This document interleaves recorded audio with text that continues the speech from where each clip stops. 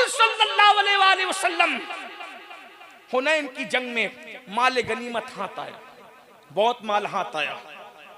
बहन तो फिर बहन होती, बहन हक़जत प्यार करती है भाई से।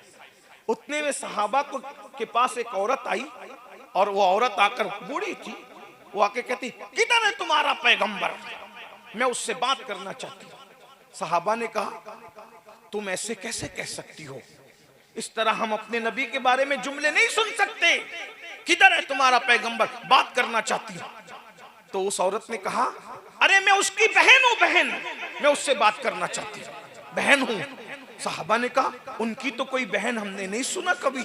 कहा कि उनसे कहो कि जिस हलीमा सादिया का दूध पिया है उस हलीमा की बेटी रजाई बहन शैमा तुमसे मिलने के लिए आई है।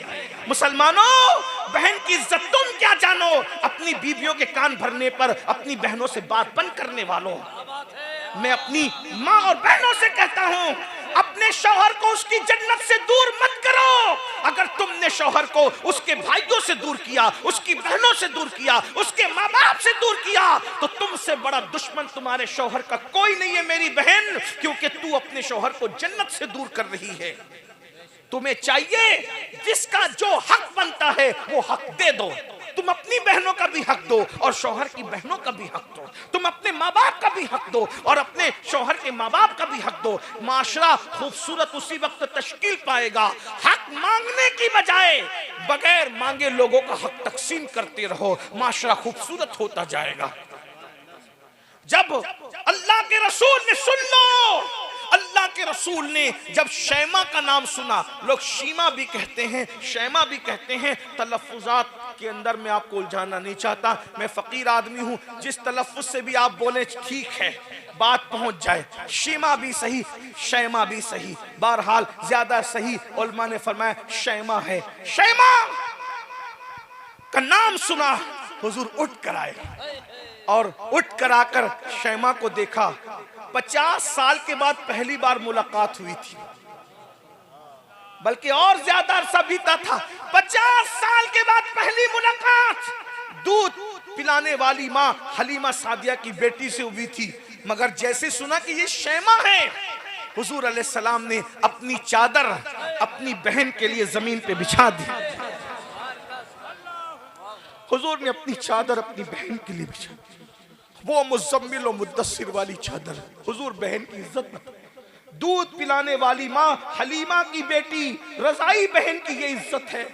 आज हमारी बहनों को हम जहर की नजर से, जहरीली नजर से, बहनें घरों पे आते हुए डरती है, बहनों भाइयों से बात करते हुए डरती है कि अभी डांट सुन लेगी। नहीं, हम प्यार देने आए। जो प्यार नहीं देता रहमतुल लिल आलमीन से उसका ताल्लुक क्या है। हुजूर ने अपनी बहन के लिए अपनी चादर बिछाई। अपनी बहनों को बुलाओ। अरे बहन का सीना अगर चीर के कोई देख सकता था तो बहनें बताती कि बहन भाई से कितना प्यार करती। भाई बहन से उतना प्यार नहीं करता, लेकिन बहन अपने भाई से बहुत प्यार करती। अल्लाह के रसूल ने अपनी रजाई बहन के लिए चादर बिछाई। शैमा बैठो, बिठा दिया। शैमा बैठ गई। फिर हुजूर अलैहि पहले इज्जत दे के बिठाया, फिर कहा शैमा 50 साल के बाद आई, इतनी देर कर दी तुमने। कहती है या रसूल अल्लाह, या रसूल अल्लाह, ऐसे हालात नहीं थे कि मैं आप तक पहुंचती। मैं आपकी बातें सुनती थी, बातें तो आती थी, लेकिन ऐसे हालात नहीं थे कि मैं आप तक पहुंचती। इतना कहा तो हुजूर ने कहा एक बात बताओ कि तुम ही शैमा हो, इसका सबूत क्या है। कोई गलत बयानी से भी तो काम ले सकता है ना। 50 साल के बाद 50 साल में शैमा जैसी दिखती थी, आज शैमा तो वैसी नहीं दिखती। उस वक्त तो शैमा की उम्र 6-7 साल 8 साल की थी, अब शैमा 50 साल के ऊपर की बुढ़िया हो गई। तुम ही शैमा हो, इसका सबूत क्या है। बहन बहन होती। कहने लगी या रसूल अल्लाह, एक बात बताऊंगी आपको यकीन आएगा। कहा क्या। कहा एक बात ऐसी है जो सिर्फ आप जानते हैं और मैं जानती हूँ, तीसरा कोई नहीं जानता जमीन के ऊपर। हुजूर ने कहा वो क्या। कहा आप जानते हैं ना, जब आप हलीमा का दूध पीते थे, नन्हे से बच्चे थे, तो मैं आपको गोद में ले लेके इधर उधर फिरती थी, आपका दिल बहलाती। एक दिन मैं आपको खींच के कहीं ले जा रही थी और आप आना नहीं चाहते थे। मैं खींच रही थी, आप आना नहीं चाहते थे। मैं खींच रही थी, आप आना नहीं चाहते थे। तो उस वक्त आप मुझ पे नाराज हो गए बचपन में, और नाराज होकर आपने मेरे कंधों के नीचे दांत काटा था। ये आपको पता, मुझे पता है, तीसरा किसी को नहीं पता। हुजूर, ये आपके दांतों की शान है कि उस वक्त तो जो आपने मेरे कंधों पे दांत काटा था उसका निशान अब भी मेरे कंधों पर निशाने मोहब्बत की शक्ल में मौजूद है। हुजूर ने सुना, इतना हंसे अपनी शान के मुताबिक कि हुजूर की दाढ़ी नजर आई। हुजूर को अपना खूबसूरत मासूम बचपना याद आ गया। अल्लाह अल्लाह, वो बचपने की फबन, उस खुदा बाकी सूरत पे लाखों सलाम। हुजूर को अपना बचपना याद आया, इतना हंसे अपनी शान के मुताबिक के दाढ़ नजर आई। फिर हुजूर ने फरमाया कि हालात कैसे हैं? बहन ने हालात बताए, हुजूर रो पड़े और फिर सहाबा के पास आए। अब सुनना, बहन के लिए क्या कुर्बानी दी। सहाबा के पास आए, फरमाया जितना माले गनीमत अपने हिस्से में आया है, चूंकि अब ये हुनैन वाले मेरी बहन के ससुराली रिश्तेदार होते हैं। देख रहे, ये हुनैन वाले ये मेरी बहन के ससुराली रिश्तेदार होते हैं।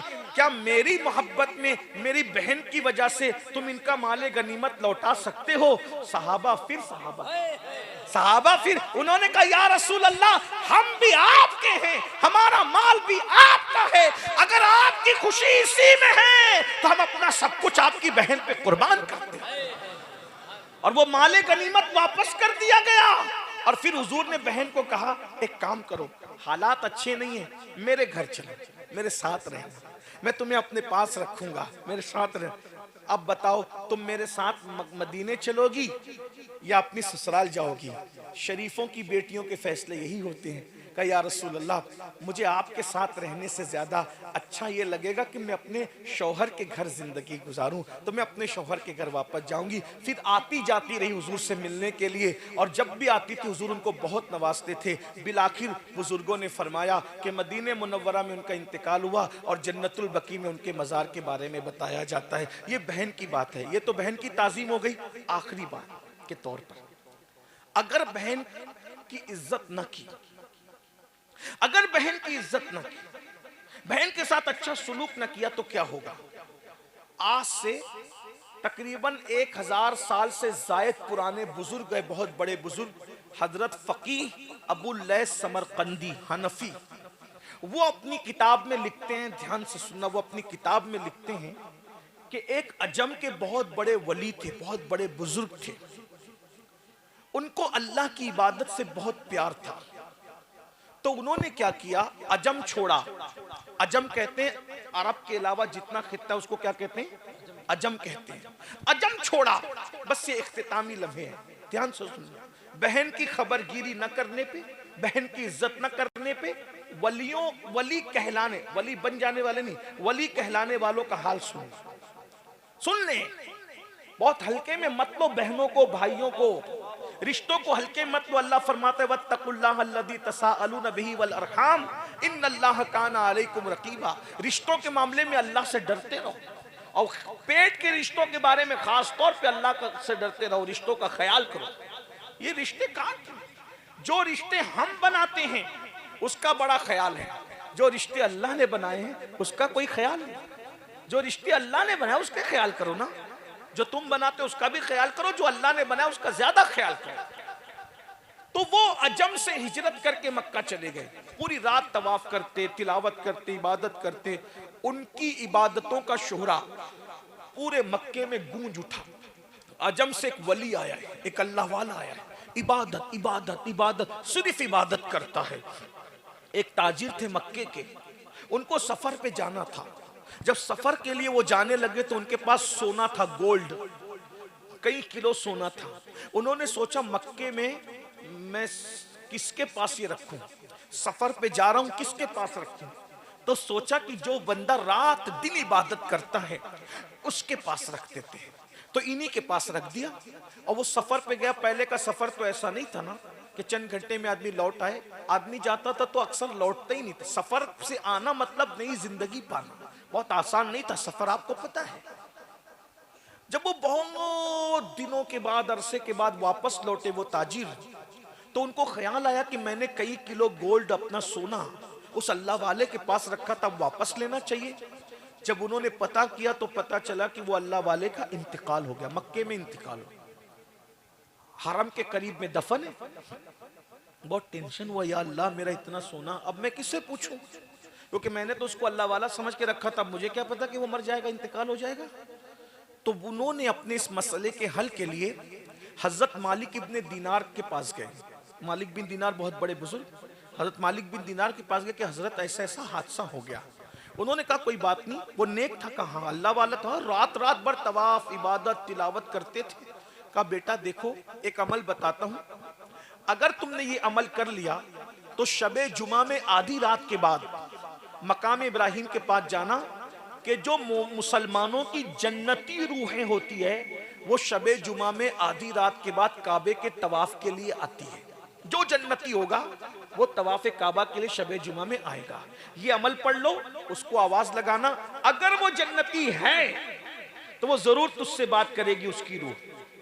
ये अमल आज भी दुनिया में मौजूद है, बुजुर्गों के पास है, हम लोग के पास नहीं है, तो इसके चक्कर में नहीं पड़ना। लेकिन जो इबरत की बात है वो पेश कर रहा हूं, वरना आप उस अमल को ढूंढने लगोगे तो याद रखिए वो अमल अब भी है दुनिया में अल्लाह वालों के पास। हमारे महरेरा मुतहरा के सरकारों से मुतालिक मैंने सुना है कि रूह को हाजिर करने के अमलियात वहां पर बड़े मजबूत और पावरफुल हैं, अल्हम्दुलिल्लाह। बहरहाल तो बड़ी बात, तो कहा कि ये अमल पढ़ लो और शबे जुमा आदि गुजर जाए तो आवाज लगाना, अगर वो जन्नती है तो तुमसे बात करेगा, तुम्हें बता देगा। ये अमल पढ़ के पहुंचने के बाद आवाज लगाई लेकिन कोई जवाब नहीं आया, याद रख कोई जवाब नहीं आया। ये हजरत मालिक बिन दिनार के पास है, हजरत मालिक को दिनार ने कहा इन्ना लिल्लाहि व इन्ना इलैहि राजिऊन। इसका मतलब तुम जिसको जन्नती समझ रहे हो वो जन्नती नहीं है, अगर वो जन्नती होता तो उसकी रूह जरूर आती। अब उस चूंकि वो वहां नहीं है तो वो जहन्नमी है। अब उसको भी मिलने के लिए जाना है तो एक कुआं है, उसका नाम है बीर बरहूत। बीर बरहूत जो फुला फुला मुल्क में, वहां जाओ, ये अमल पढ़ के जाओ, अब उसकी रूह तुमको वहां मिलेगी। मरता क्या ना करता, कई किलो गोल्ड सोने का मामला था, वो बीर बरहूत पर गया। आधी रात के बाद हिम्मत की दाद देनी चाहिए, और वहां आवाज लगाई तो उसकी आवाज आई। देख लो, रात रात भर तवाफ के बाद, रात रात भर तिलावत के बाद, रात रात भर नमाजों के बाद, नवाफिल के बाद, मक्के में दफन होने के बाद जन्नत नहीं मिली। जन्नत नहीं मिली क्योंकि शैतान की आदत है फराइज और वाजिबात से हटाकर नवाफिल में उलझा देता है इंसान को। पहले फराइज और वाजिबात है, नवाफिल का बाद में मर्तबा है। मेरे भाइयों, आज हम भी उसी में उलझे हुए हैं। जब वहां पर आवाज लगाई, उन्होंने आवाज दी, कहा ए अल्लाह के बरगजीदा बंदे, मैं तो तुम्हें नेक समझता था, मेरे गोल्ड को, उसने ताजिर था, बोला मेरे गोल्ड को, मेरे सोने का क्या हुआ? तो कहा कि मैं खयानत करने वाला नहीं, मैंने तुम्हारे सोने को अपने घर के जीने के नीचे दफन किया है, जाओ और अपनी अमानत ले लो। उन्होंने कहा बहुत अच्छा, आप वाकई नेक है, इतने अमानतदार हैं। आपसे एक सवाल करता हूं, इतने नेक होकर जहन्नम में कैसे आ गए? तो उन्होंने कहा सारी इबादत धरी के धरी रह गई, एक गुनाह की वजह से जहन्नम में आ गया हूं, बस एक गुनाह है। कहा वो क्या गुनाह हुआ आपसे? कहा गुनाह ये हुआ कि मैं इबादत के शौक में अजम छोड़कर अपना वतन छोड़ के मक्का आ गया। एक बहन थी, पलट के मैंने कभी उस बहन की खैर खैरियत भी नहीं पूछी, बहन की कभी खैर खैरियत नहीं पूछी। तो जब मैं मरा, मुझे मौत आई और मेरी रूह अल्लाह की अदालत में हाजिर हुई, तो अल्लाह ने फरमाया तू अच्छा खाता रहा और तेरी बहन अच्छे खाने को तरसती रही, तू अच्छे कपड़े पहनता रहा, तेरी बहन कपड़ों को तरसती रही, तू अच्छे मकान में रहा, तेरी बहन टूटी फूटे मकान में जिंदगी गुजारती रही, इसलिए तूने बहन का हक अदा नहीं किया। जा, तेरी सारी इबादत धरी के धरी रहती है और बहन का हक अदा न करने की वजह से तुझे जहन्नम में दाखिल किया जाता है। वाकई मैं नेक हूं, परहेजगार और मुत्तकी हूं, लेकिन सिर्फ बहन की हक तलफी की वजह से, बहन का दिल दुखने की वजह से, बहन का दिल टूटने की वजह से मैं जहन्नम में आ गया। इस मजमे में भी मेरे भाई हजारों लोग हैं, मौजूद होंगे, हमने बहन का दिल तोड़ा। मैं तो यही तो कहना चाहता हूं, जब आम मुसलमान का दिल तोड़ना, उसको जलील करना इतना तबाह कर देता है आदमी को, तो बहनों का दिल तोड़ना, भाइयों का दिल तोड़ना, माँ बाप का दिल तोड़ना, रिश्तेदारों का दिल तोड़ना कितना नुकसान पहुंचाएगा। फिर क्या हुआ? उस ताजिर को उस रूह ने कहा, अगर तुम मुझ पे एहसान कर सकते हो तो एक एहसान करो, अजम में फला फला शहर में अब भी मेरी बहन हयात है, अगर तुम उसके पास जा करके उसको कह दो कि वो मुझे माफ कर दे, अगर बहन माफ कर देगी तो मेरी बिगड़ी बन जाएगी। वो ताजिर वहां से निकल के सोचा कि ये बात सच्ची है कि गलत है। वो सीधा पहले मक्का गया, वो जमीन खोदी, सोना निकला, समझा कि बात सही है। फिर वो अजम गया, अजम जाने के बाद जो पता बताया था, एड्रेस बताया था, जब वहां पहुंचा तो देखा एक बूढ़ी औरत है, बहुत बुरे हालात में है, टूटे फूटे मकान में है। जब वहां पहुंचा तो पहुंचने के बाद कहा, तुम फुला फुला को जानती हो? वो बैठी थी, उठ के खड़ी हो गई, रो पड़ी। वो मेरा भाई था, मेरा भाई था। वो तेरा भाई था? देखो बहन नाराज है, दिल तोड़ा गया है, हक तलफी की, फिर भी कह रही मेरा भाई। वो मेरा भाई था। और तुम कैसे जानते हो मेरे भाई को? कहा कि मैं मक्के का रहने वाला हूँ, उसका इंतकाल हो गया। रो पड़ी, मेरे भाई का इंतकाल हो गया, अफसोस अफसोस। फिर कहा, उसी ने मुझे भेजा है, मैं तुम्हारे पास आया हूँ, बताओ उसके बारे में क्या है? प्यार तो बहुत है, लेकिन उसने बहुत दिल दुखा। वो मुझे छोड़ के चला गया, लेकिन कभी मेरी खैरियत भी नहीं पूछी, मेरा हाल भी नहीं पूछा। मैं खाने को तरसती हूँ, बारिश होती है तो टूटा मकान है, उसमें भीगती हूँ, सर्दियों में कड़कती रहती हूँ, बेचैन रहती हूँ, गर्मियां तबाह करती है, बर्बाद करती है। अल्लाह के बंदे, उसने मेरा दिल दुखाया। कहा, तुम्हारा दिल दुखाया, तुम्हारा हक अदा नहीं किया, इबादत के बावजूद भी जहन्नम में, अगर तुम उसको माफ कर दो तो उसको जन्नत मिल जाए। बहन बहन होती है। कहा, अल्लाह अगर वो मेरी वजह से जहन्नम में, मैं दुआ करती हूँ अल्लाह उसे माफ कर दे। मैं भी माफ करती हूँ, लेकिन मेरे भाई का पैगाम लेके आने वाले, इतनी दूर से तू आया है, मेरे घर कयाम तो कर, कुछ रूखी सूखी खा ताकि मैं तेरी खिदमत करूं। वो बुजुर्ग, वो ताजिर कहता है, मैं खा के सोया तो मैंने ख्वाब में क्या देखा कि वो बुजुर्ग जन्नत के बागों में टहल रहे हैं और कहते हैं, अल्लाह तुझे जज़ाए खैर अता फरमाए, तूने मेरी बहन से माफी तलाफी करवा दी, इधर बहन ने माफ कर दिया, उधर अल्लाह ने मुझे जन्नत अता फरमा दी। ये है मेरे भाइयों। ये तो गरीब नवाज का मलफूज पढ़ रहा था, अब बात समेट लो। तो गरीब नवाज सरकार कहते हैं, मुसलमान को जलील करना जितना बड़ा गुनाह है उतना बड़ा कोई गुनाह नहीं। इस तरह गरीब नवाज कभी कहते हैं, क्या कहते हैं, फरमाते हैं, अल्लाह तक पहुंचने का रास्ता, सुन ले खूबसूरत जुमला गरीब नवाज का, अल्लाह तक पहुंचने का रास्ता लोगों के दिल से होकर के गुजरता है।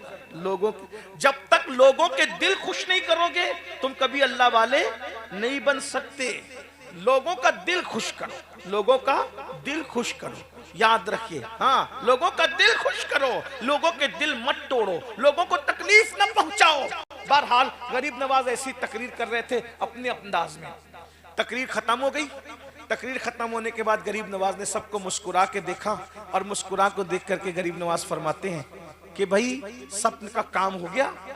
सबने कहा हो गया भाई, सबका काम हो गया, एक बंदे का काम अभी बचा है। सुन लीजिए क्या अखलाक है मेरे मुर्शिद गरीब नवाज। एक बंदे का काम बचा है।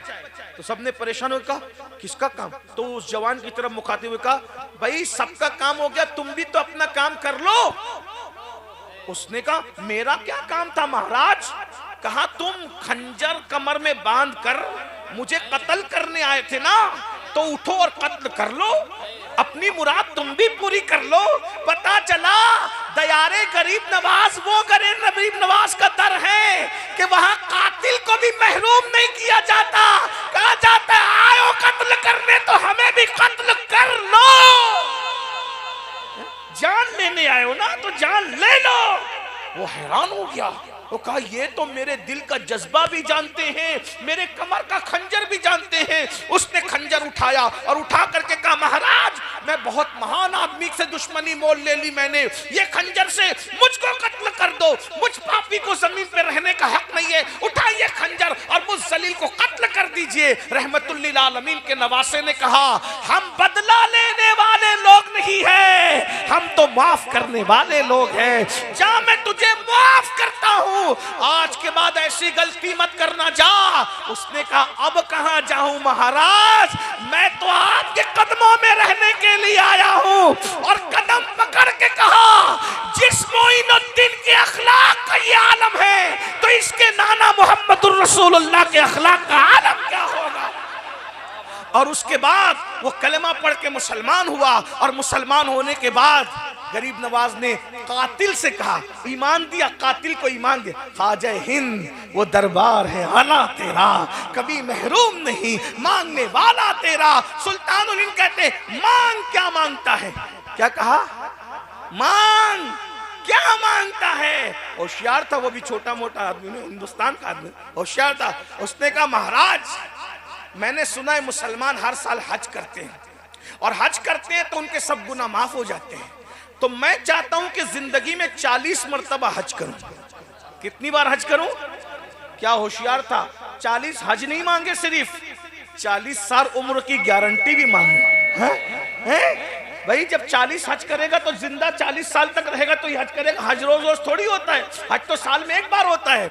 हैरत है वो नौ मुस्लिम को समझ आ गई थी, ये 8 साल सहारनपुर में पढ़ने वालों को समझ कब आएगी, बताया ना।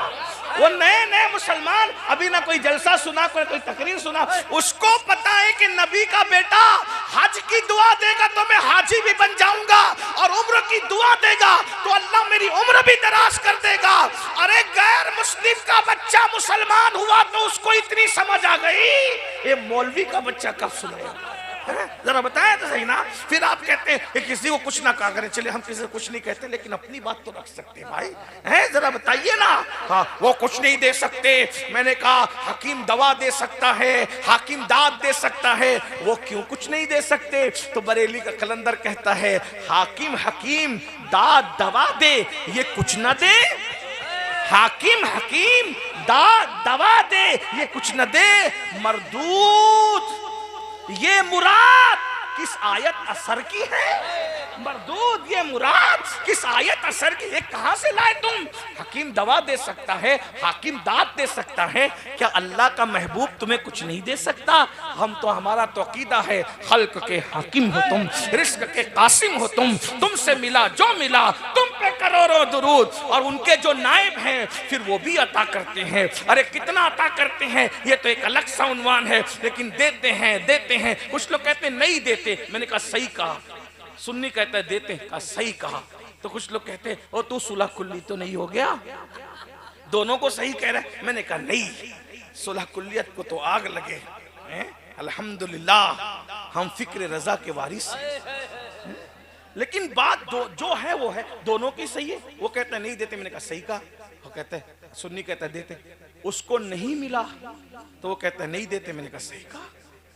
सुन्नियों को मिला, मैंने कहा बिल्कुल मिला, सही कहा। मुझे भी मिलता है, बहुत मिला, झोलियां भर गई सबकी कोई खाली न गया, हो के मायूस तेरे दर से सवाल ही न गया, झोलियां भर गई सबकी कोई खाली न गया। ख्वाजा हिंद वो दरबार है आला तेरा, कभी महरूम नहीं, मांगने वाला तेरा। मुहद्दिस आज़म कहते हैं कि तुम्हारे दर की करामत ये बारहा देखी, तुम्हारे दर की करामत ये बारहा देखी। गरीब आए थे और बन गए गरीब नवाज, गरीब आए थे और अरे अकबर जाके वहां बेटा मांग रहा है, अकबर जाके बेटा मांग रहा है। अरे लोग जाके वहां तख्त मांग रहे, हुकूमत मांग रहे, मिलने वालों को मिला ना भाई, इनको नहीं मिला। तो कहा क्यों नहीं मिला। मैंने कहा ऐसे ढुलमुल यकीन लोगों को नहीं मिलता, जब यकीन पक्का करके मांगो तो बिल्कुल मिला करता है। आज भी मिल रहा है, अता कर।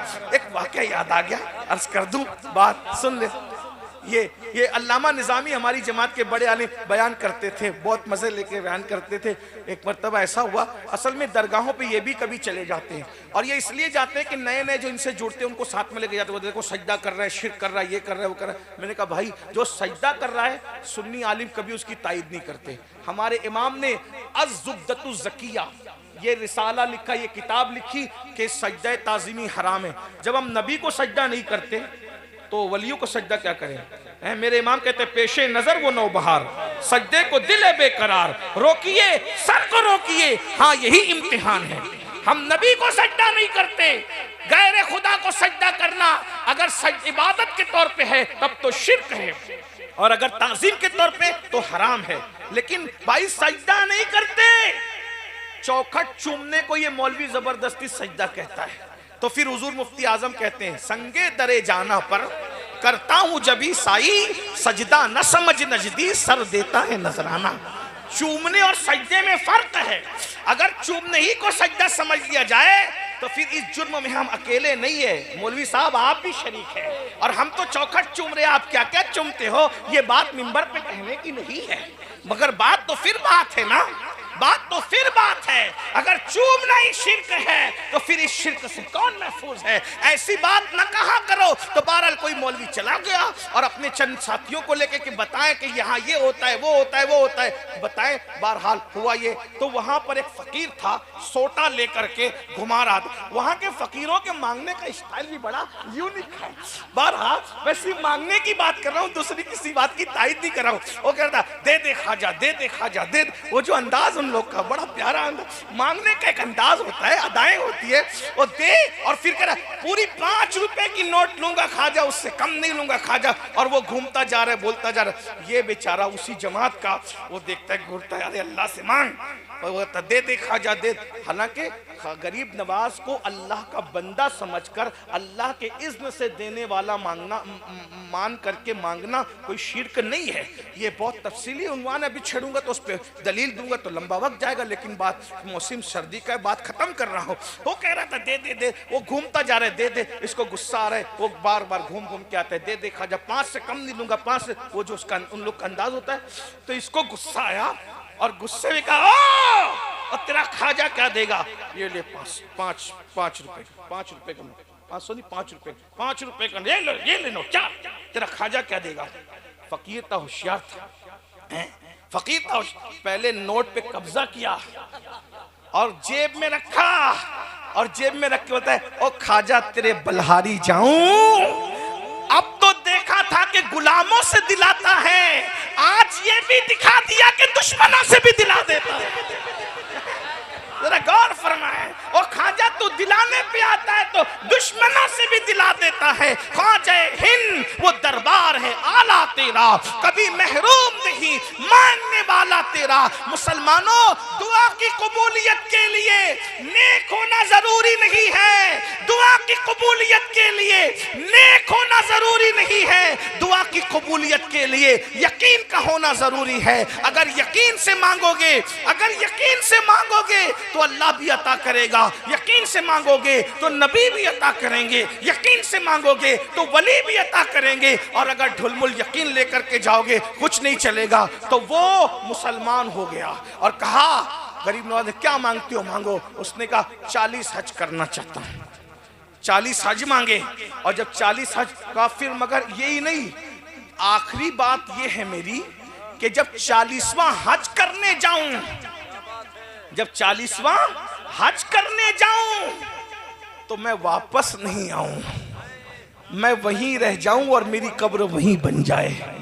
नबी के लाल ने कहा जा तू 40 हज करेगा, मेरी दुआ है।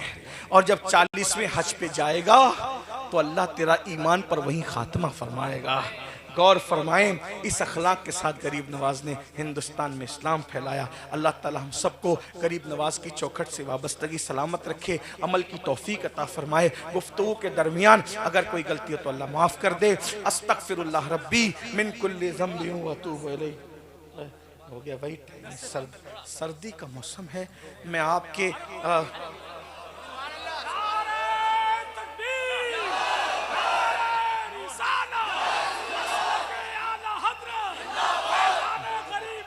चलें चलें, हमारे उलमाए किराम आप सबकी 5 मिनट और सुन लें, 5 मिनट। सुल्तानुल हिंद आज भी देते हैं, सुल्तानुल हिंद आज भी। असल में एक वाक्य आपकी सीरत में लिखा हुआ है। सुल्तानुल हिंद सरकार गरीब नवाज की चौखट पे एक हाफिज जी पहुंचे, एक हाफिज जी पहुंचे। और पहुंचने के बाद तिलावत करते हैं, दीजिए सरकार, दीजिए सरकार। असल में उलमा हुफ्फाज अहले इल्म लोग जरा अदब से मांगते हैं, उनका अपने मांगने का एक स्टाइल होता है, अंदाज होता है। दीजिए। 1 दिन गुजरा, 2 दिन गुजरा, 3 दिन गुजरा, कुछ जवाब ही नहीं आ रहा है। ऐसे में एक नचनिया, नाचने वाला डिंग डांग करते हुए आया, देखा जा देखा जा। उसी वक्त तो उसकी मुराद पूरी हो गई। हाफिज जी ने देखा और ये डिंग डांग करते हुए आया और देखा जा बोला, और इसकी मुराद पूरी हो गई। और मैं हफ्ते भर से बैठा हुआ यहाँ तिलावत करके कह रहा हूँ सरकार दीजिए ना, सरकार दीजिए ना, तवज्जो ही नहीं है मेरी तरफ। हाफिज जी को गुस्सा आया, कुरान उठाया उस कुरान को बंद किया, ताक में रखा और ताक में रखकर गरीब नवाज की चौखट पे उंगलियां पटकी, चौखट पे उंगलियां मारी और उंगलियां मार के कहा, गरीब नवाज आपके यहाँ इंसाफ नहीं है। वो आया डिंग डांग करते हुए नचनिया, चंद सेकंड में उसकी मुराद पूरी कर दी। और मैं हफ्ते भर से पड़ा हुआ, कोई तवज्जो ही नहीं। अब मैं जाता हूँ, कभी नहीं आऊंगा। आपके यहाँ इंसाफ नहीं है, आप इंसाफ नहीं करते। बस जैसे ही हाफिज जी जाने लगे तो क्या देखा, एक नूरानी चेहरे वाले बुजुर्ग जिनकी आंखों से मारिफत के जाम छलक रहे थे, पेशानी पर विलायत का झूमर नजर आ रहा था, सर पर विलायत हिंद का ताज था और चेहरे पर अल्लाह अकबर तेरी नस्ल पाक में है, बच्चा बच्चा नूर का की रानाइयां नजर आ रही थी। और आने वाले ने कहा, हाफिज जी क्यों नाराज होके जाते हो? कहा इनके यहाँ इंसाफ नहीं है। वो आया डिंग डांग करते, उसके चंद सेकंड में मुराद पूरी कर दी। हफ्ते भर से पढ़ा हूं, सुनते ही नहीं। अब मैं जा रहा हूं। ताने वाले ने बड़ी संजीदगी से कहा, हाफिज जी नाराज मत होइए, जाइए, अल्लाह आपकी मुराद भी पूरी कर दे, अल्लाह आपकी मुराद भी पूरी। कहा इन्होंने नहीं की, आप कौन है जनाब मुराद पूरी करने की बात करने वाले? तो कहा, जिस मोइनुद्दीन की चौखट पे आए हो ना, वही मोइनुद्दीन मैं हूं। तुम्हारी मुराद भी पूरी की है और तुमको ज़ियारत भी अता की है। जाओ हाफिज जी जाओ, तुम्हारी मुराद भी पूरी हो गई। फिर कहा कदम पकड़ के, सरकार इतनी देर क्यों की, इतनी देर क्यों की? उसको जल्दी, मुझे देर से। कहा हाफिज जी तू बेसब्र है? दरअसल बात यह है कि उस नचनिया की आवाज मुझे पसंद नहीं थी और वो भी पसंद नहीं था। जब उसने कहा दे दो, तो मैंने सोचा कि दूसरी बार कहने से बेहतर है इसको दे दो ताकि ये भाग जाए, ये चला जाए, इसको मिलेगा ये चला जाएगा।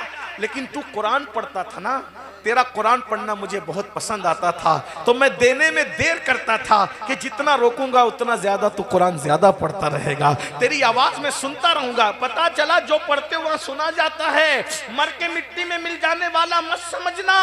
अल्लाह के बंदू अकीदा दुरुस्त रखो। वो जलवे भी देखोगे जो हाफिज जी को दिखाया, ज़ियारत भी करोगे जो हाफिज जी को कराया। आप क्या समझते? इमाम अहले सुन्नत आला रहमा फरमाते हैं, मेरी आंखों में डॉक्टर ने कहा कि पानी उतर आएगा, गरीब नवाज की चौखट की मट्टी लेकर के लगा ली, जिंदगी में कभी पानी नहीं उतरा। न हो आराम जिस बीमार को सारे जमाने से उठा के लेकर आए खाक उनके आस्ताने से। कहा हाफिज जी मेरा आपकी तिलावत मुझे बहुत पसंद थी, इसलिए मैं तुम्हें रोकने के लिए देर कर रहा था कि देने में देर करूंगा तो तुम रुकोगे, मुझको मिल जाएगा सदका, मैं चला जाऊंगा, मुझको ख्वाजा की अदालत में खड़ा रहने दो। अल्लाह अकबर। कहा लेकिन हाफिज जी अब जाओ। उन्होंने कहा हजरत अब जाता हूँ, माफ कीजिएगा। फरमाया हाफिज जी जाते जाते एक चीज देख कर जाओ। जब अपनी पुष्ट से कपड़ा हटाया तो देखा कि उस पर 10 उंगलियों का निशान मौजूद था। हाफिज जी लरस गए, हजरत ये क्या है? कहा जो तूने मेरी चौखट पे हाथ मारे हैं ना, वो मेरी चौखट पे नहीं, ये मेरी पुष्ट पे पड़े। देखा ये अल्लाह वालों का मामला बड़ा जुदा है। इसलिए हो सके तो गरीब नवाज के यहाँ साल में 1 बार 2 बार 3 बार जितनी तौफीक दे जाया करो। हमारे सुल्तान हमारे बादशाह गरीब नवाज है। और ये बात मैं अल्लाह की कसम उठा के कहता हूँ, हम तो जब भी गए जो भी मुराद लेके गए मेरे सुल्तान ने अता किया, बिन मांगे दिया और इतना दिया कि दामन में समाया नहीं। एक बात कहूँ, जब भी मुझे ऐसा लगता है कि मदीने शरीफ जाने में ताखीर हो रही हो, अल्लाह की इज्जत की कसम कभी किसी सेठ को नहीं कहा, कभी किसी को नहीं कहा, जब भी जी चाहता है मदीने मुनव्वरा जाना है, सरकार की चौखट पे जाके बैठ जाता हूँ, सरकार की चौखट पे जाके बैठ जाता हूँ और फिर कहता हूँ मदीने का रास्ता दिखाने आए थे तो मदीने पहुँचाने के लिए भी तो आप हैं, पहुँचा दीजिए। अल्लाह जानता है मेरा रब, कोई बड़ी बात नहीं कर रहा हूँ, शुक्र के तौर पे कह रहा हूँ। वापस पलटा और अल्लाह ने हालात बना दिए, असबाब बना दिए।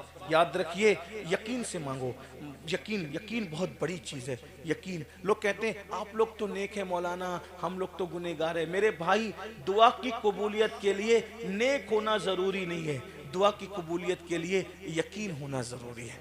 जब बल्कि यकीन जो है कभी कभी नेक लोगों से आगे बढ़ जाता है। 5 मिनट कहा था मैंने, लेकिन एक बात यकीन किया, सुन लिया, यकीन की बात है। असल हैदराबाद का एक नवाब हैदराबाद हज को जा रहे थे। हज को जाते हुए उस जमाने में लंबा सफर था, तो उनके खादिमों में, नौकरों में एक आदमी था, बहुत भोला भाला था, उसका नाम था बर्रा। क्या नाम था उसका? बोलो भाई, क्या नाम था उसका? बर्रा। बर्रा। और वो बहुत भोला। कुछ लोग ऐसे भोले भाले होते हैं ना, जिनका सब मजाक उड़ाते हैं। ऐसे आपके मोहल्ले में भी एक दो ऐसे होंगे जिनका सब मजाक उड़ाते हैं। बर्रा, उसका सब मजाक उड़ाते, उसकी सब मजा लेते थे। तो नवाब साहब ने बर्रा को अपने नौकरों में इसलिए रखा था कि जब बर्रा आता था तो खूब हंसी मजाक हो जाती थी, तो दिल बहल जाता था। जब नवाब साहब हज को जाने लगे तो कहने लगे, यार बर्रा को भी लेके चलो, इतना लंबा सफर है तो हंसते बोलते निकल जाएगा टाइम, बर्रा की मजा लेंगे। अब इत्तेफाक से सब लोग मदीने शरीफ पहुंचे। मदीने शरीफ पहुंचे तो सब हुजूर की बारगाह में हाजिरी के लिए गए। अब हुजूर की हाजिरी के लिए गए तो आका ने क्या फरमाया? मन ज़ारा कब्री वजबत लहू शफाअती, जो मेरे मजार पर आ गया उस पे मेरी शफात, तो शफात वाजिब हो गई। तो कोई शफात दिखने वाली चीज तो नहीं है ना, है ना। अब जब सब लोग घर पहुंचे कमरे पे तो सब मुबारकबाद दे रहे एक दूसरे को, मुबारक हो मुबारक हो मुबारक हो मुबारक हो। तो बर्रा ने बोला, वो क्या मुबारकबाद दे रहे हो सब एक दूसरे को? तो अब वो नवाब को मस्ती सूझी, मजाक सूझी, और ओ हम लोग हुजूर की शफात मिलने पे मुबारकबाद दे रहे हैं एक दूसरे को, और तुमको नहीं मिली शफात।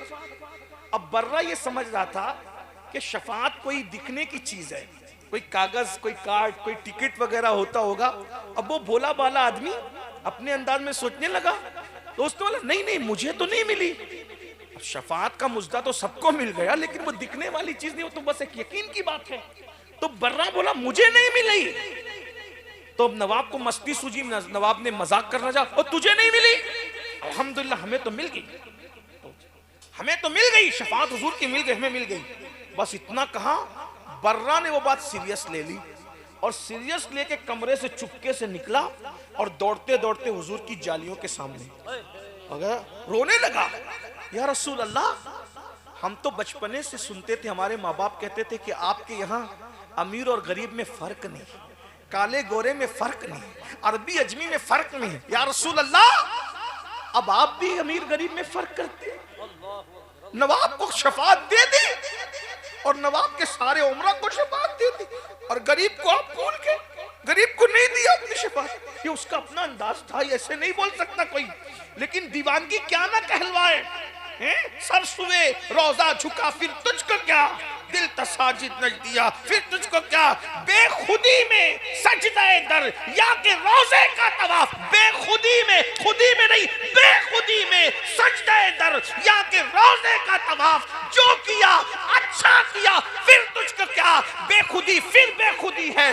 बर्रा पर बेखुदी तारी थी, बेखुदी में कह रहा था, खुदी में तो नहीं कह सकते, बेखुदी। आपने नवाब को दे दी शफात, बर्रा जैसे गुलाम को आपने शफात नहीं दी। मैं मर जाऊंगा यही, मुझे भी दीजिए, अब भी दीजिए, अभी अदा कीजिए, वरना सर दीवार से टकरा कर मर जाऊंगा, नहीं जाऊंगा मुझे। अब वो सोचा था शफात कोई दिखने की चीज है।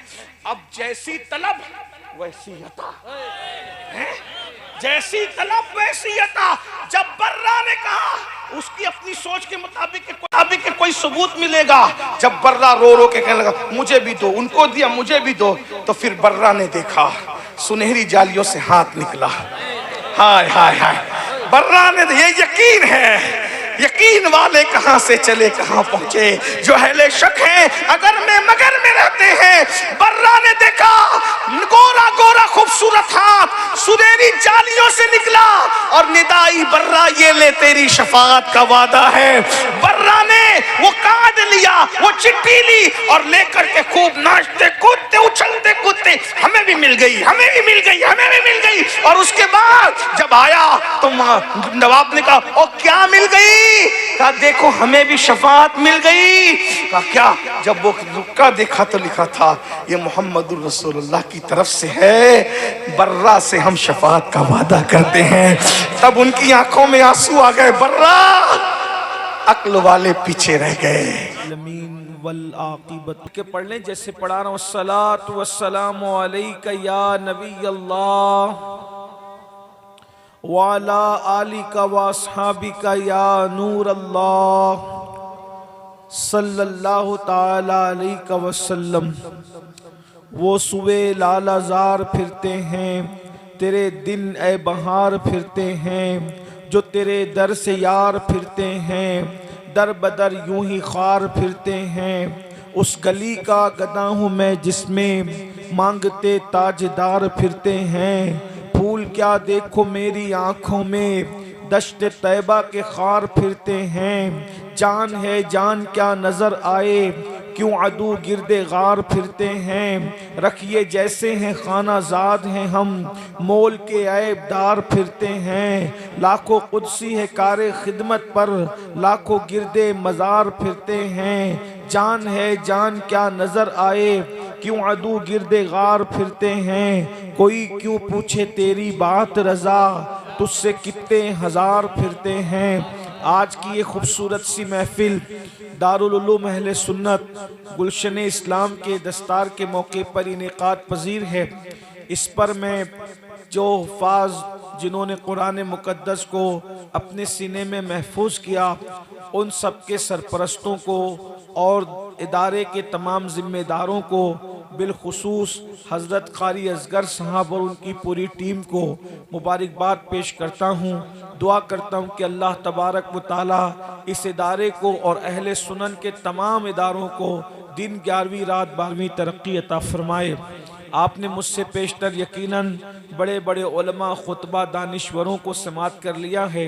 हज़रत अल्लामा मुफ्ती ग़ुफ़रान साहब किबला क़ादरी रज़वी जो मॉरिशस से तशरीफ़ लाए हैं, आपके इलाके के हैं लेकिन वहाँ खिदमत अंजाम दे रहे हैं, उनका भी बड़ा खूबसूरत खिताब आपने सुना। हज़रत शायर इस्लाम मौलाना फ़रियाद साहब और तमाम अहबाब से आपने सुन लिया है। मैं बहुत देर आपको इम्तिहान में नहीं रखूँगा क्योंकि वक्त ज़्यादा हुआ, मौसम सर्दी का है। थोड़ी देर के लिए कुछ बातें अर्ज़ करने की सआदत हासिल की जाएगी।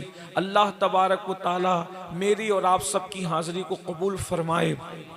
मुझे जो दावत दी गई थी ये सुल्तानुल हिंद कुतुबुल मशाइख़ बैरोबर हज़रत सरकार गरीब नवाज़ रदी अल्लाह ताला के उर्स की तकरीब में, मगर शायद परमिशन न मिलने की वजह से ये महफ़िल उधर से इस तरफ हो गई। तो मैं चाहता हूँ कि हुज़ूर सुल्तानुल हिंद की बारगाह में ही हम खिराज अक़ीदत पेश करें। तुम दुनिया के अंदर बेशुमार औलियाए किराम है, बड़े बड़े औलिया अल्लाह इस ज़मीन पर तशरीफ़ लाए हैं, लेकिन दावत व तबलीग के मैदान में जितनी कामयाबी अल्लाह ने सुल्तानुल हिंद को अता फरमाई है, बहुत कम बुज़ुर्गों की ज़िंदगी में देखने को मिलती है।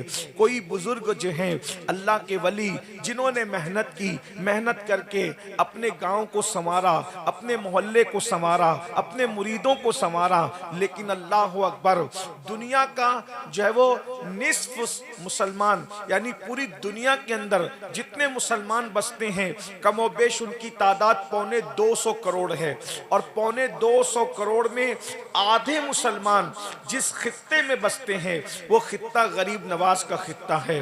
अंदाजा फरमाए बर्रे सगीर में पूरी दुनिया में जितने मुसलमान बसते हैं, अगर बर्रे सगीर की आबादी को मुसलमानों की आबादी को जोड़े तो तकरीबन निस्फ आबादी हिंदुस्तान और जो कुर्ब जवार में जो दूसरे ममालिक हैं जो कभी हिंदुस्तान का हिस्सा थे, जिसे हम बर्रे सगीर कह लेते हैं, तो बर्रे सगीर के अंदर जो है निस्फ आबादी जो है तमाम मुसलमानों की आबादी की निस्फ है, आधी आबादी है। और आपने लाखों लोगों को ईमान की दौलत अता फरमाई।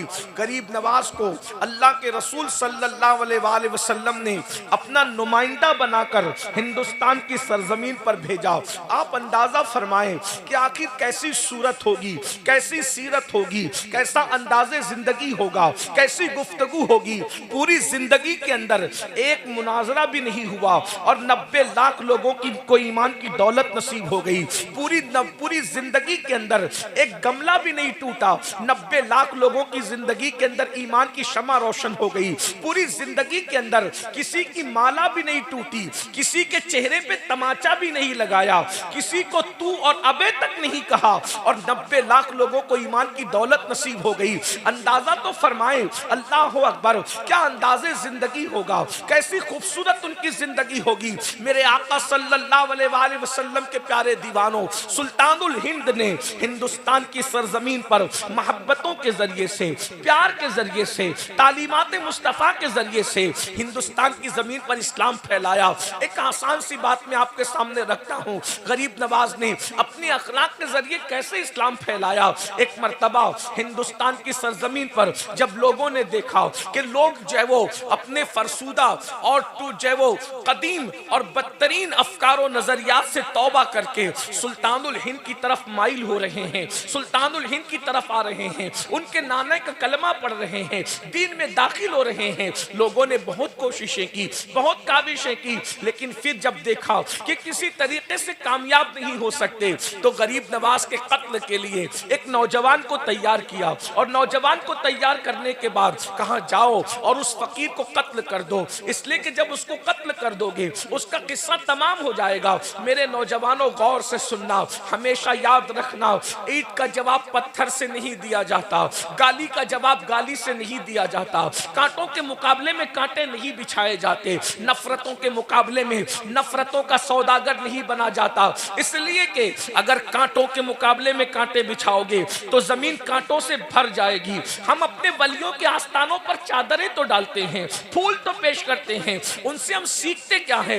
वल्लाह, अगर हमने अल्लाह वालों से उनकी तालीमात को सीख लिया होता तो नफरतें खत्म हो चुकी होती। जमीन के ऊपर जो है, अल्लाह अकबर, ये जो लोगों की जबान से जो है शोले निकलते हैं, लोग बदतरीन तौर पर नफरतों के सौदागर बने हुए होते हैं, ये सारी चीजों का खात्मा हो जाता। मेरे भाई याद रखना, किसी बहुत बड़े मुफक्किर ने कहा था, गंदगी को गंदगी से साफ नहीं किया जाता, गंदगी को पानी से साफ किया जाता है। इसलिए तुम गंदगी मत बनो बल्कि पानी बनो। इसलिए कि गंदगी पसंद इंसान भी गंदगी को पसंद नहीं करता बल्कि पानी का मुतलाशी रहता है। गंदगी बोझ है, पानी जरूरत है। अच्छी तरह याद रखना, लोगों की जरूरत बनोगे तो इज्जत पाओगे। जब पानी नहीं आता तो हिंदू भी दुआ करता है पानी बरस जाए, मुसलमान भी दुआ करता है पानी बरस जाए, सिख भी दुआ करता है पानी बरस जाए, ईसाई भी दुआ करता है पानी बरस जाए। कोई गंदगी को नहीं मानता, लोग पानी को मानते हैं। गंदगी को गंदगी से साफ नहीं किया जाता, गंदगी को पानी से साफ किया जाता है। इसलिए पानी बनने की कोशिश करो, गंदगी को साफ करने की कोशिश करो। अगर कोई रिश्तों को तोड़ता है, हमें जोड़ने की जरूरत है। कोई हमसे दूर जाता है, हमें उसके करीब जाने की जरूरत है। कोई नफरतों की बोली बोलता है, हमें मोहब्बतों की बात करने की जरूरत है। किसी मुफक्किर ने कहा था, जब नफरतों की और मोहब्बतों की जंग होती है, नफरतें हार जाती है, मोहब्बतें जीत जाती है। अगर जीतना है तो नफरत वाले मत बनो बल्कि मोहब्बत वाले बनो। सुल्तानुल हिंद को कत्ल करने के लिए अल्लाह अकबर, एक नौजवान को तैयार किया गया। नौजवान जज्बाती होते हैं, अच्छाई भी जल्दी कबूल करते हैं, बुराई भी जल्दी कबूल करते हैं। नौजवानों का दिल नर्म होता है। अल्लाह अकबर, याद रखें, बद्र में मक्के के बाज गुंडे नौजवानों को ही वरगला करके लाए थे हुजूर के खिलाफ, और हुजूर भी उनसे मुकाबले के लिए नौजवानों को ही लेकर के आए थे। पता चला नौजवानों की बड़ी अहमियत है। मेरे जवानों, एक जवान को तैयार किया और तैयार करने के बाद कहा, जाओ और उस फकीर को जा करके कत्ल कर दो, उसका किस्सा तमाम कर दो। वो नौजवान आया और अपनी कमर के अंदर एक खंजर बांध करके लाया। सुल्तानुल हिंद सरकार गरीब नवाज लोगों के दरमियान बैठकर अपना वास कर रहे थे, नसीहत कर रहे थे, यानी जिसको अपनी आम जबान में कह लें तकरीर कर रहे थे गरीब नवाज लोगों के दरमियान बैठकर। हम लोग तो बहुत लंबी लंबी तकरीरें करते हैं, लेकिन फिर भी बहुत तब्दीली नहीं आती। गरीब नवाज की तकरीर 5 मिनट की होती थी, 7 मिनट की होती थी, 10 मिनट की होती थी। बहुत मुख्तसर गुफ्तगू करते थे, बहुत सादे से जुमले होते थे। वहाँ जुमले सजा और संवार कर नहीं बोले जाते थे। जुमले पर तवज्जो चाहता हूँ। हम लोग जबान संवारे हुए लोग हैं, वो लोग दिल संवारे हुए लोग थे। वो अपनी जबान पर मेहनत करते हैं, उन्होंने अपने दिलों पर मेहनत की थी। बहुत माजरत के साथ एक बात और कह दूं, आप बुरा ना माने तो हम अपने जुमलों को बेचते हैं, वो अपने जुमलों को रज़ाए इलाही के लिए कुर्बान किया करते थे। मेरे भाइयों, उनकी जिंदगी से किस तरीके से इनकलाब पैदा हुआ है। अल्लाह अकबर। मेरे आका सल्लल्लाहु अलैहि वसल्लम के दीवानों, मैं यहाँ पर चंद मिसाल देता हूँ। गरीब नवाज की तकरीर कैसी होती थी, 2-2, 3-3 जुमले में आपकी तकरीर खत्म हो जाती थी। अल्लाह अकबर। मिसाल के तौर पर सुल्तानुल हिंद सरकार गरीब नवाज फरमाते हैं, गरीब नवाज की तकरीर का हिस्सा जरा सुन ले। फरमाते हैं अल्लाह अकबर, अल्लाह के नजदीक हजारों गुना से भी ज्यादा बढ़कर अगर कोई चीज है तो वो किसी मुसलमान को जलील करना है। अल्लाह अकबर। किसी मुसलमान को जलील करना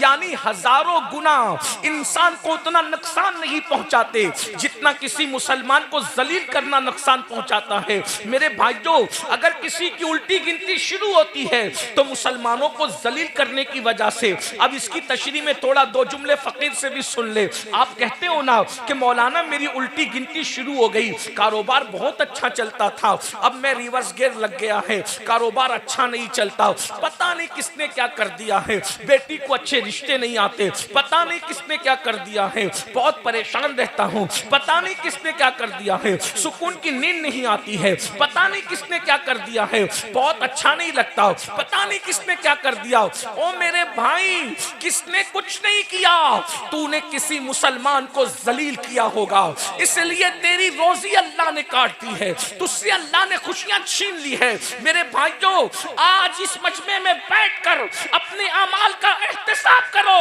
बताओ, तुम मुसलमानों को जलील करते हो कि नहीं करते, रुस्वा करते हो कि नहीं करते। याद रखना, काबतुल्लाह की हुर्मत से बढ़कर अगर किसी की इज्जत है तो एक मुसलमान की इज्जत है।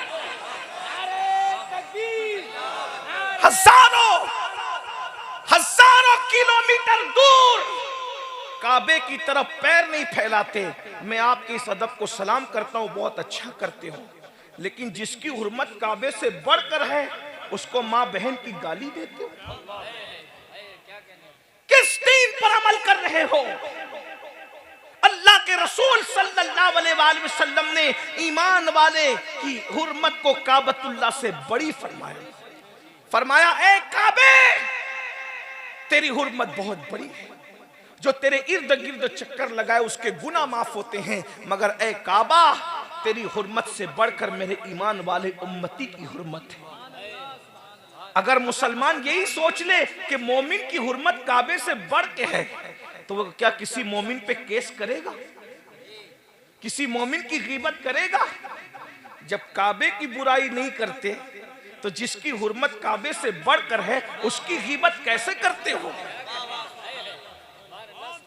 जब हजारों किलोमीटर दूर काबे की तरफ पैर नहीं फैलाते तो जिसकी हुर्मत काबतुल्लाह से बढ़कर है उसकी बेटी के रिश्ते को गलत बयानी करके क्यों तोड़ते हो? उसकी अच्छी रोजी चलती है तो उसके दुश्मन क्यों बनते हो? उसके खिलाफ मक्र क्यों करते हो?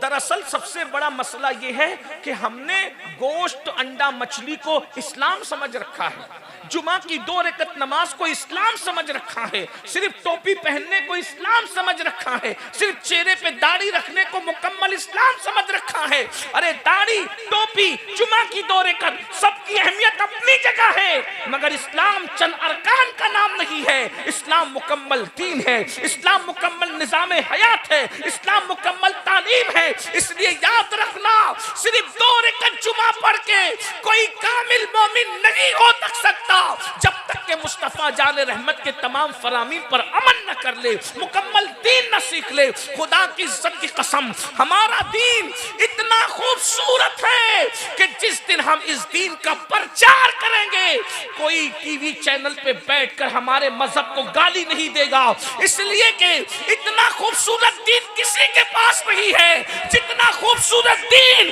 अल्लाह ने तुम्हें मुस्तफा जाने रहमत के जरिए से अता फरमाया। अंदाजा तो फरमाए हमारे दीन का हुस्न क्या है, हमारे दीन की खूबसूरती क्या है। अरब वालों को बताओ तो वो कुर्बान हो जाएं, अजम वालों को बताओ वो कुर्बान हो जाएं। आज मगरबी दुनिया में इस्लाम हमारे किरदार की वजह से नहीं फैल रहा है, सीरत मुस्तफा को पढ़ पढ़ कर लोग इस्लाम के दामन में पनाह लेने पे मजबूर हो रहे हैं। आइए अपने दीन की तरफ आइए, अपने दीन पर अमल कीजिए।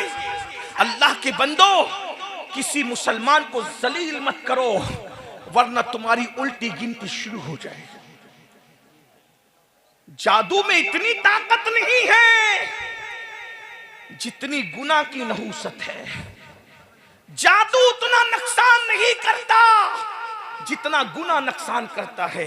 जादू उतना बर्बाद नहीं करता जितना गुनाह बर्बाद करता है। अगर किसी ने जादू किया, मुफ्ती गुफरान साहब से तावीज ले लो, जादू खत्म हो जाएगा। किसी ने जादू किया, मौलाना फरियाद से तावीज ले लो, जादू खत्म हो जाएगा। किसी ने जादू किया, कारी असगर से तावीज ले लो, जादू खत्म हो जाएगा। लेकिन अगर गुनाह की वजह से कुदरत तुम्हें बर्बाद कर रही है तो मुफ्ती गुफरान बचा ना सकेंगे, कोई सैयद साहब भी बचा ना सकेंगे, कोई पीर साहब भी बचा ना सकेंगे। क्या समझते हो गुनाह को? कहने वाले ने कहा है जहां गुनाह है वहां फना है। अल्लाह अकबर। तो सुल्तानुल हिंद की बड़ी बातें हैं। मैं जल्दी जल्दी से अपनी बात को, मैंने पहले ही कहा था मैं लंबी नहीं करूंगा, लेकिन आपका शौक अगर साथ रहा तो कुछ बातें कहने की हिम्मत हो रही है। अल्लाह के बंदो जरा तवज्जो फरमाओ। अल्लाह अकबर। गरीब नवाज फरमाते हैं कि किसी मुसलमान को जलील करने से बड़ा गुनाह दुनिया के अंदर नहीं है, इसलिए किसी को जलील मत करो, किसी को रुस्वा मत करो,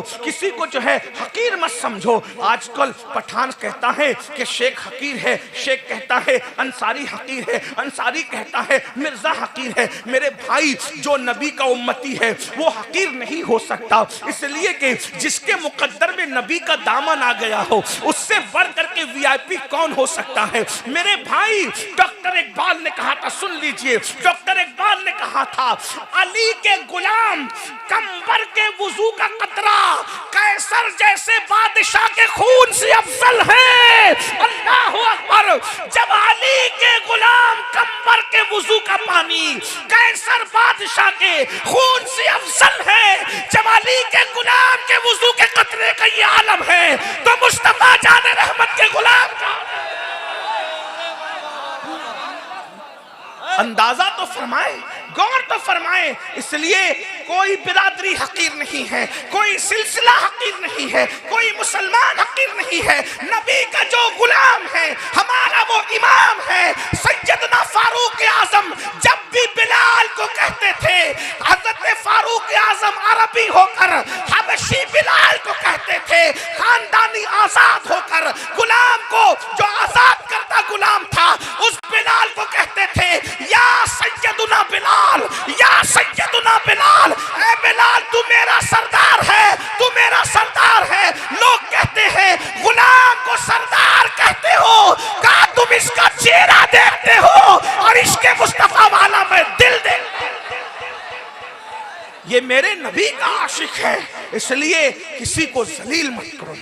जलील करने से उल्टी गिनती शुरू होगी। अब आपसे मैं एक बात कहूं, जब आम मुसलमान को जलील करना, तवज्जो भाई, इसको छोड़ दे, हाँ मोहब्बत है आपकी, मैं इनका बयान सुने, तवज्जो से बयान सुन ले, गौर फरमाए। जब आम मुसलमान को जलील करना, तवज्जो, आम मुसलमान को जलील करना हजारों गुना पर भारी है। यानी हजारों गुना करने से वो नुकसान नहीं होता जो एक मुसलमान को जलील करने से होता है। जब एक आम मुसलमान को जलील करना इतना बुरा है तो जो अपने माँ बाप को जलील करते हैं, जो अपने माँ बाप को रुस्वा करते हैं, रातों दिन माँ बाप को दुख में जलाते हैं, टेंशन देकर जलाते हैं, उन्हें तकलीफ पहुंचाते हैं, उन्हें अजियत पहुंचाते हैं।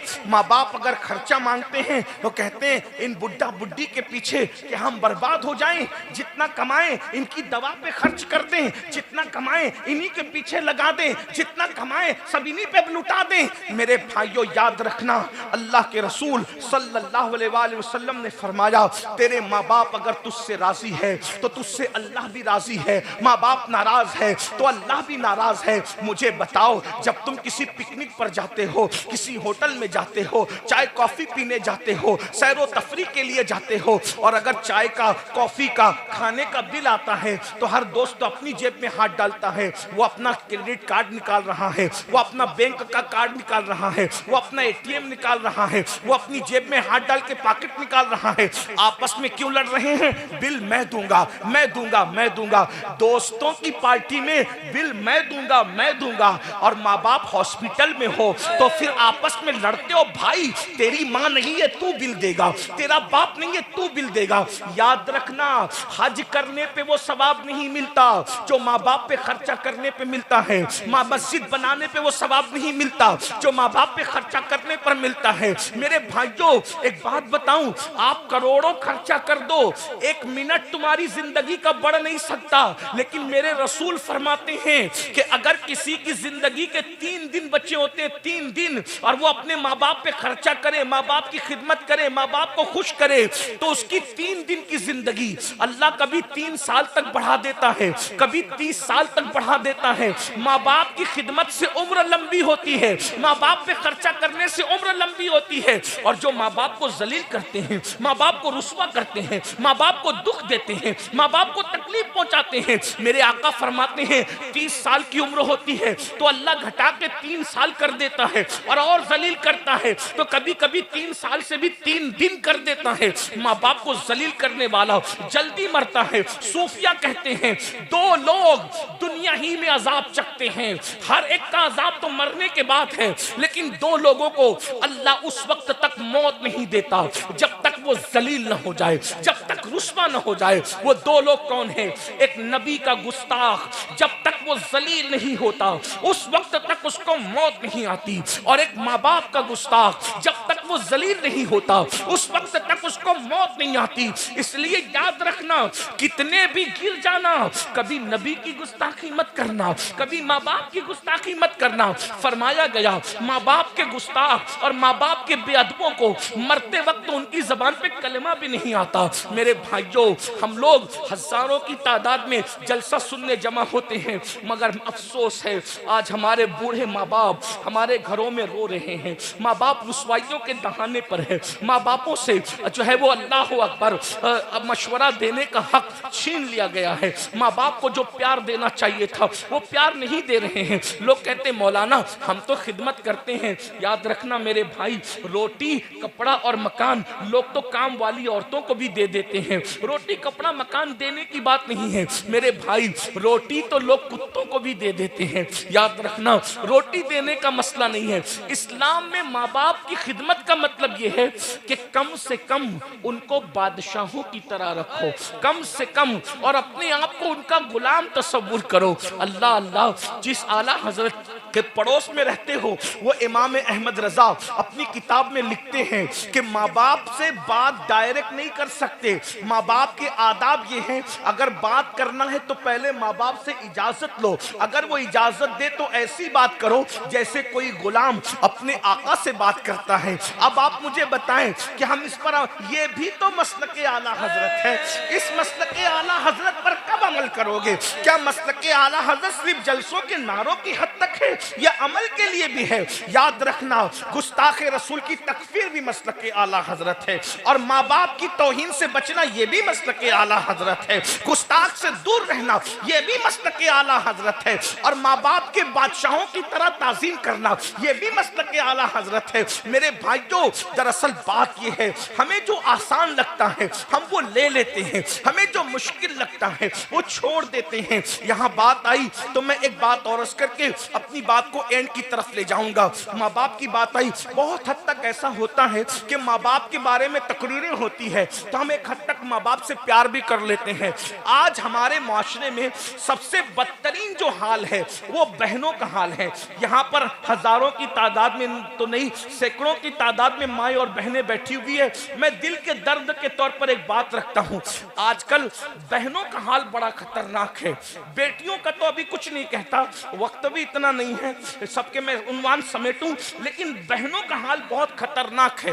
बहनें आज बहुत जलील हो रही है, भाई लोग बहनों का हिस्सा नहीं दे रहे हैं, बहनों को बहुत तड़पाते हैं। पहले ऐसा होता था हमारे बचपने में कि जब सर्दियों की छुट्टी आती थी, गर्मियों की छुट्टी आती थी, तो औरतें जो है अपने मैके जाती थी, यानी अपने माँ के घर जाती थी बच्चों को लेकर, और वो जितने दिन छुट्टियों के रहते थे उतने दिन जो वो अपनी माँ के घर रहती थी। सही, अपने माँ के घर रहती थी। अल्लाह अकबर। मगर आज औरतें अपनी माँ के घर नहीं जाती, डर है, भाई को अच्छा नहीं लगता, भावज को अच्छा नहीं लगता, इसलिए अब वो सिलसिला टूट गया है। इसलिए कि जब बहनें आने वाली होती है तो भाई का मूड ऑफ हो जाता है, बहनों से आज कोई बात सही नहीं करता, एक तो उनका हिस्सा नहीं देते।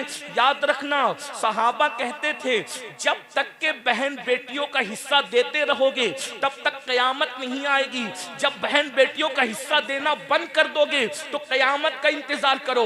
ये जालिम हुक्मरान कयामत की निशानियों में से एक निशानी है, ये बर्बादियां कयामत की निशानियों में से एक निशानी है, ये तुम्हारे घरों पे बिल्डोजर चलना कयामत की निशानियों में से एक निशानी है। बहन बेटियों का हिस्सा दे दो, ये तबाही नहीं आएगी, ये बर्बादी नहीं आएगी। रिश्तों का ख्याल करो, ये बर्बादी और तबाही नहीं आएगी। मेरे भाइयों, आओ एक बहन की इज्जत किस तरह की जाती है जरा उसको सुन लीजिए, ताकि हम सीख ले बहन का मर्तबा क्या है। आज हमारी बहन से हमारी बात बंद है, बहन की कोई इज्जत नहीं है। आज जलसों में हम टॉपिक देते हैं लड़कियां मुर्तद हो रही है, क्यों मुर्तद हो रही है? अरे बहन को अगर तूने उसका हक दिया होता, बहन गुर्बत की चक्की में ना पिसती, बहन को तूने प्यार दिया होता। पता है आज बच्चियों को रिश्ते नहीं आते तो भाई उसको जहर की निगाह देखता है, तू जलील है, तू रुस्वा है, तू मनहूस है, इसलिए तुझे रिश्ते नहीं आते। जब उसको भाई का प्यार नहीं मिलता, जब उसको बाप का प्यार नहीं मिलता, जब उसको भावज का प्यार नहीं मिलता, तो वो बच्ची नाचार दूसरी तरफ जो है प्यार की निगाह से दौड़ती है, और वो जालिम लोग उसको जो है सब्ज बाग दिखाकर उसका ईमान छीनने की कोशिश करते हैं। याद रखना, जिस घर में बेटी को प्यार मिलेगा वो बेटी कभी बाहर नहीं जाएगी। आज घरों में वो प्यार का माहौल नहीं है। मैं आपको बताऊं रसूलुल्लाह ने बहन से कैसा प्यार किया। खाने से पहले नमक चखने की सुन्नत याद है, मिसवाक करने की सुन्नत याद है, बकरी का गोश्त खाना सुन्नत है, खाने से पहले मीठा खाना सुन्नत। ये सारी सुन्नतें जो तुम्हें नफ्स पर आसान लगती वो याद है। बहन पे सब कुछ कुर्बान कर देना ये भी तो सुन्नत है। हुजूर ने कैसे प्यार किया बहन से वो देखो। फतेह मक्का का दिन है, वैसे हुजूर अलैहिस्सलाम की कोई सगी और हकीकी बहन न थी, बहनें थी तो चचाजाद बहनें थी या रजाई बहनें थी। अब बताओ चचाजाद बहन और रजाई बहन से क्यों प्यार किया वो सुन लो। फतेह मक्का के दिन बड़े बड़े सरदार कह रहे हैं हमारे घर चलिए, एक से एक दस्तरखान तैयार है। हजरत अबू सुफियान की ख्वाहिश है हुजूर मेरे घर आ जाएं, दूसरे सरदारों की ख्वाहिश है, इकरमा की ख्वाहिश है मेरे घर आ जाएं, फुला की ख्वाहिश है मेरे घर आ जाएं। हुजूर जिसके घर जाते उसके घर को 4 चांद लग जाते। लेकिन फातेह मक्का कहते हैं सबकी दावत की अहमियत अपनी जगह है, मैं किसी के घर नहीं जाऊंगा। इस मक्के में मेरी चचाजाद बहन उम्मे हानी रहती है, मैं उसका दिल खुश करने के लिए उसके घर जाऊंगा। हुजूर ने चचाजाद बहन की इतनी इज्जत की और फिर लोगों के तरताजा दस्तरखान छोड़कर हुजूर बगैर बुलाए बहन के घर गए और उम्मे हानी से कहते उम्मे हानी घर में कुछ खाने को है? उम्मे हानी कहती या रसूल अल्लाह मैं तो गरीब हूँ, मेरे घर में बासी सूखी रोटी पड़ी हुई है, अगर चाहे तो वही खा लें। हुजूर ने बहन का दिल खुश करने के लिए, सोचो हुजूर ने बहन का दिल खुश करने के लिए सूखी रोटी के टुकड़े चबाने शुरू किए तो हुजूर के माथे पे पसीना आने लगा। ये बहन की इज्जत है। आज बहन से अपने ताल्लुकात अच्छे नहीं, हर साल उम्रे को जा रहे हो, रद्द कर दिया जाएगा मेरे भाई उम्रा बहुत माफी के साथ। हर साल हज कर रहे हो, तुम्हारे मुंह पे मार दिया जाएगा। मस्जिदें बना रहे हो, जहन्नम में कुचल दिए जाओगे।